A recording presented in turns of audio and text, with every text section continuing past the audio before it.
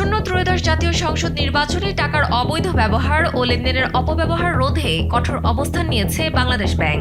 আগামী 12 ফেব্রুয়ারি নির্বাচনের ভোট গ্রহণকে কেন্দ্র করে মোবাইল ব্যাংকিং বা MFS এবং ইন্টারনেট ব্যাংকিং সেবা সীমিত করার ঘোষণা দিয়েছে কেন্দ্রীয় ব্যাংক। এক জরুরি প্রজ্ঞাপনে জানানো হয়েছে, রোববার রাত 12টা থেকে শুরু হওয়া এই বিধিনিষেধ কার্যকর থাকবে নির্বাচনের দিন অর্থাৎ 12 ফেব্রুয়ারি রাত 11টা 59 পর্যন্ত।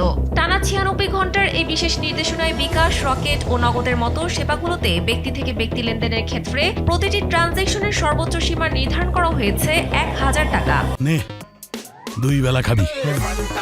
ফ্যান্টাস্টিক নিমো খালাল সল্টেড বিস্কুট। একজন গ্রাহক দিনে সর্বোচ্চ 10টি লেনদেনের মাধ্যমে 10,000 টাকা পর্যন্ত পাঠাতে পারবেন। প্রজ্ঞাপন অনুযায়ী মোবাইল ব্যাংকিং এর পাশাপাশি ইন্টারনেট ব্যাংকিং এর মাধ্যমে এক অ্যাকাউন্ট থেকে অন্য অ্যাকাউন্টে টাকা পাঠানোর সুবিধাও এই 4 দিন সম্পূর্ণ বন্ধ থাকবে। তবে সাধারণ মানুষের সুবিধার্থে মার্চেন্ট পেমেন্ট এবং পরিষেবা বিল পরিশোধের নিয়ম অপরিবর্তিত রাখা হয়েছে। যে কোনো ধরনের আর্থিক অপরাধ বা অস্বাভাবিক লেনদেন ঠেকাতে MFS প্রতিষ্ঠানগুলোকে সার্বক্ষণিক নিবিড় পর্যবেক্ষণের নির্দেশ দিয়েছে বাংলাদেশ ব্যাংক। সন্দেহজনক কিছু ঘটলে দ্রুত নিকটস্থ থানায় তা রিপোর্ট করতে হবে। প্রতিটি প্রতিষ্ঠানকে নির্বাচনের এই সময়ে অভিযোগ গ্রহণ ও দ্রুত নিষ্পত্তির জন্য নিজস্ব জরুরি রেসপন্স সেল গঠনেরও নির্দেশ দেওয়া হয়েছে।